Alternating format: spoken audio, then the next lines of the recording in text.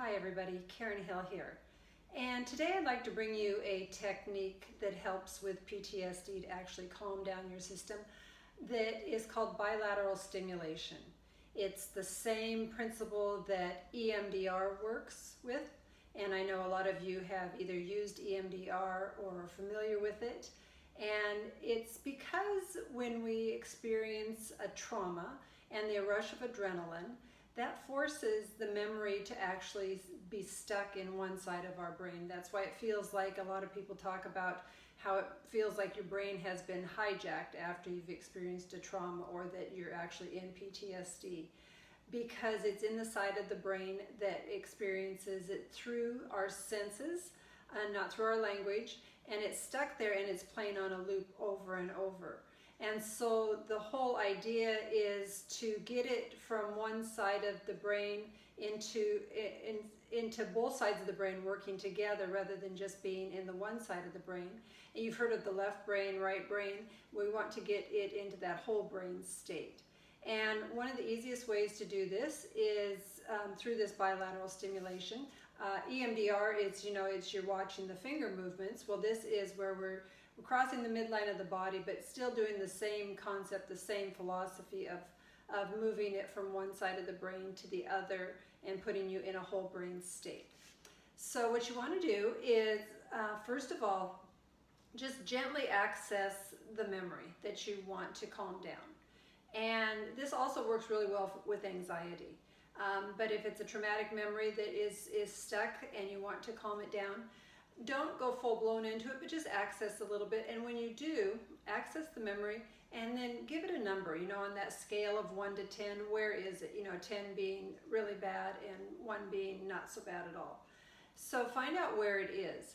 If it's less than a 4 and you want to play around with it, go ahead and crank it up just a little bit, because it's interesting that we can have control over our memories. We can make them more vivid, and we can turn them down just like that old-fashioned dial on the old TVs. I'm dating myself, to where we can turn up the volume and turn down the volume, basically.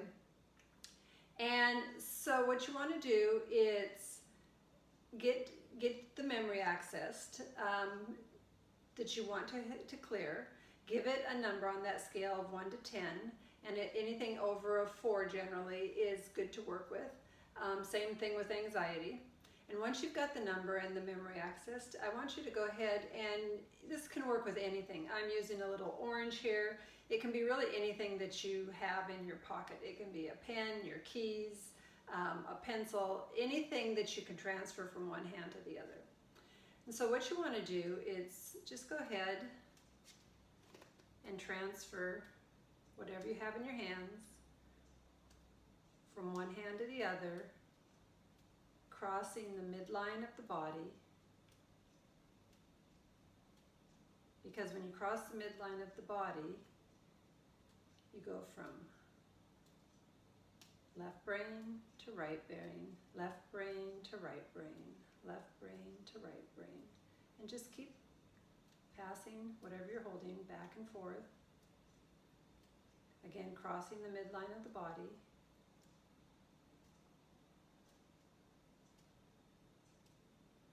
And then just go ahead.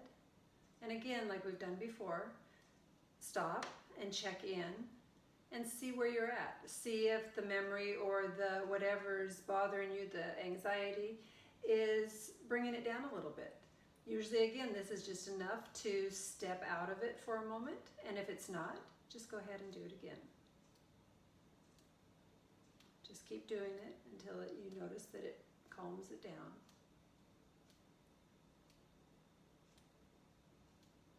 And again, stop and check in. This is also a great technique to teach children. Children find this kind of fun to do.